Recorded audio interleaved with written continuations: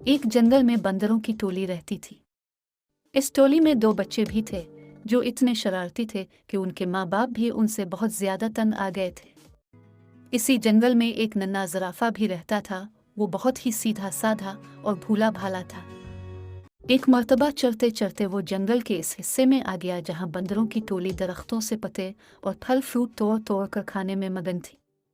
दोनों छोटे शरारती बंदरों ने ज़राफ़े को देखा तो उन्हें हैरत सी होने लगी, क्योंकि इन बंदरों ने कभी ऐसा जानवर नहीं देखा था। बंदरों के एक बच्चे ने कहा, अरे देखो तो कितना अजीब और गरीब जानवर है, आओ उसे छेड़ती और सताते हैं। दोनों बंदर को दिती फलांते इस दरख्त पर पहुंच गए जिसके नीचे खड़े रहकर नन्हा ज़राफ़ा घास खा रहा था। इस दरख्त की एक शाख पर बैठकर दोनों ने ज़राफ़े से कहा, हे लंबू, तेरा क्या नाम है? ज़राफ़े ने बड़ी नरमी से सवाल का जवाब दिया और दोस्ती करने की दावत दी। दोनों शरारती बंदर खिलखिलाकर हंस पड़े और कहने लगे कि तुझसे हम क्यों दोस्ती करने लगे? कितना बदसूरत है तो, मीनार जैसी गर्दन और सीढ़ी जैसे पैर। हमें ऐसे बेढंगी जानवर से कोई दोस्ती नहीं करनी।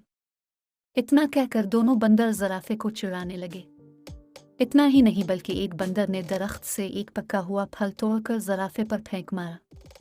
फल ज़राफ़े के मुंह पर लगकर फूट गया और उसका रस और गूदा उसके चेहरे पर फैल गया। ये देखकर दोनों बंदर कहकहा मारकर हंसने लगे और कूदते फलांते जंगल में दूर भाग गए। ज़राफ़ा बेचारा रोहा सा होकर रह गया और मुंह लटकाए वहां से चला गया। एक दिन दोनों शरारती बंदरों ने यह तय किया कि वो जंगल में दूर तक अकेले घूमने और सैर सपाटा करने के लिए चलेंगे, क्योंकि वो लोग अपने माँ बाप की डांट फटकार से बेहद तंग आ चुके थे और उनसे आज़ादी चाहते थे। सुबह सुबह जब बाकी बंदर सो रहे थे, ये दोनों शरारती बंदर चुपके से निकल पड़े। कुछ ही वक्त में वो बंदरों की टोली से बहुत दूर निकल गए। जब उन्हें जोर की भूख लगी तो इन दोनों ने पेड़ों की पत्तियां और फल फ्रूट खाकर अपने पेट की आग बुझाई। उन्हें इस तरह घूमने फिरने में दोपहर हो चली थी, लिहाजा वो दोनों गर्मी से बचने के लिए एक दरख्त की हरी भरी शाखों पर जाकर बैठ गए। इस दरख्त के नीचे एक शेर आराम कर रहा था और पेड़ के आसपास एक बड़ा हरा भरा मैदान था और मैदान के साथ ही एक नदी बह रही थी। शरारती बंदर इस सुहाने मंजर में ऐसा खोए कि उन्हें इस बात का एहसास ही ना हुआ कि यहाँ एक शेर भी मौजूद है। जब अचानक उनकी नीचे शेर पर नजर पड़ी तो वो बुरी तरह डर गए, लेकिन कुछ ही देर बाद उन्हें यह महसूस हुआ कि हम तो दरख्त के ऊपर महफूज हैं, चूंकि इनमें शरारत कोट कोट के भरी हुई थी। इसलिए उन्हें यहाँ भी शरारत सूझने लगी और इन दोनों शरारती बंदरों ने आंखों ही आंखों में इशारा किया और दरख्त का एक फल तोड़कर नीचे गिरा दिया। फल सीधा शेर की नाक पर गिरा। उसने गुस्से से दहाड़ते हुए इधर उधर देखा। अचानक उसकी नजर ऊपर बंदरों पर पड़ी जो जोर जोर से हंस रहे थे। शेर अपने रास्ते से भटक रहा था। वह गरजती आवाज में चिल्लाया, क्या तुम नहीं जानते कि मैं इस जंगल का राजा हूँ? तुरंत पेड़ से नीचे आओ और मुझसे माफी मांगो, वरना मैं तुम दोनों को खाकर इस गुस्ताखी की सजा दूंगा। बंदरों को फिर हंसी आ गई। उन्हें यकीन था कि हम दरख्त पर महफूज हैं।